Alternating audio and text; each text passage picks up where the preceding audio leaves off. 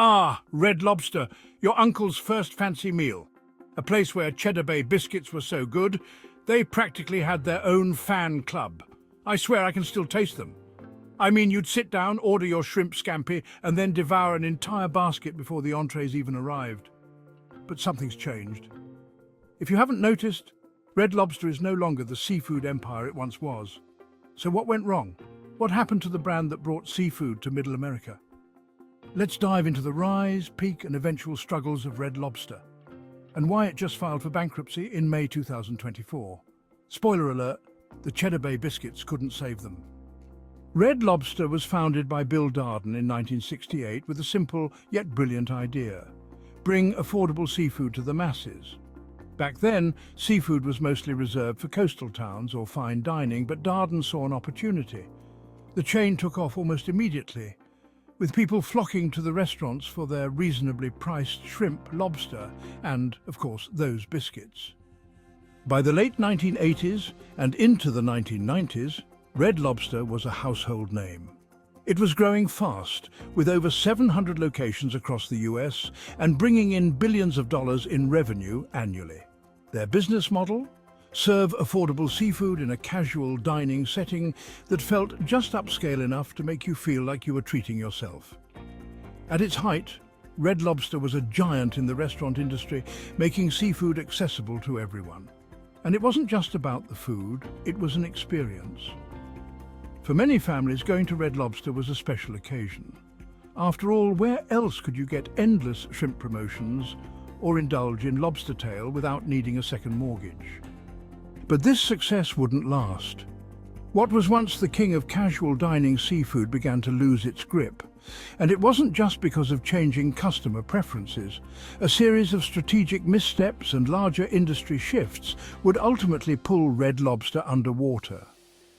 Let's talk about the big mistakes, because there were a lot of them. One of the first cracks in the Red Lobster empire was their insistence on sticking with frozen seafood. While other restaurants started to shift toward fresh, locally sourced ingredients in the early 2000s, Red Lobster held onto its frozen supply chain. Sure, frozen seafood helped keep costs down, but it also started to lose favor with health-conscious diners who wanted something fresher. That's when the competition stepped in. Fast, casual restaurants like Bonefish Grill and other trendy seafood joints began popping up, offering fresher options in a more modern setting. People weren't just looking for affordable anymore, they wanted fresh and good. Then came the infamous 2014 upscale menu blunder. Red Lobster decided to revamp its menu and rebrand itself as more upscale. They ditched their famous lobster tank at the front of the restaurant. Come on, that was half the fun. And introduced higher-priced dishes. But here's the problem. Red Lobster's customer base wasn't looking for upscale. They wanted affordable, family-friendly dining. The upscale pivot didn't just flop. It alienated their loyal customer base, and sales started tanking. Red Lobster became too expensive for its regular crowd and not classy enough for fine dining. To put it in perspective, between 2010 and 2014, their same-store sales dropped by 4% annually, and by 2015, customer traffic had fallen 8%.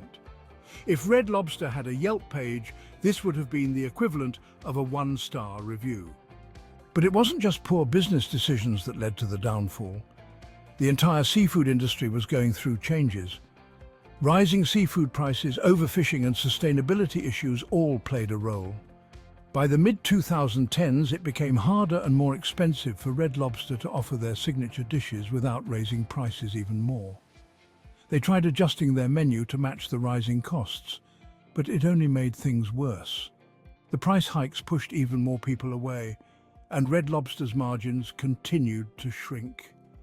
If you've ever had to pay $30 for a lobster tail that tasted like it had been in the freezer for 3 months, you understand why customers weren't coming back. The pandemic was the nail in the coffin. When COVID-19 hit, Red Lobster was already struggling, but the lockdowns hit them hard. The chain had relied heavily on in-house dining for decades, and while some restaurants quickly pivoted to takeout and delivery, Red Lobster was slow to adapt. Sure, they tried rolling out takeout-friendly promotions, but by then it was too late. People weren't craving endless shrimp from a to-go box. From 2020 to 2023, the brand continued to see declining sales. More locations closed, and by 2024, Red Lobster had fewer than 544 locations, down from their peak of over 700 stores. Which brings us to May 2024, when Red Lobster officially filed for Chapter 11 bankruptcy. The company couldn't keep up with the debt that had been building for years. The shift to takeout, the rising cost of seafood, and failed rebranding efforts all contributed to their collapse. Red Lobster was acquired by RL Investor Holdings LLC, backed by Fortress Investment Group, which injected $60 million to help restructure the chain. Although Red Lobster is emerging from bankruptcy, the number of stores has dropped to 544 and the future remains uncertain. So, what's next for Red Lobster? While the bankruptcy filing allows them to restructure their debts and hopefully stay open, the future is uncertain. They're still operating some locations and trying to adjust to the new dining landscape. Maybe they'll finally figure out a way to balance their old charm with modern demands. But one thing's clear, Red Lobster's story is a reminder that even the biggest brands can sink if they don't adapt to changing times. So, while the Cheddar Bay biscuits may live on, Red Lobster's reign as the king of seafood might be over. Or is it? Could there be a second act for Red Lobster in the future? Stay tuned. If you enjoyed this deep dive into Red Lobster's rise and fall, make sure to hit that like button and subscribe to the Flop Report for more stories about the biggest business blunders. And hey, maybe we'll check in on Red Lobster in a year or two. Who knows, they might surprise us. Thanks for watching.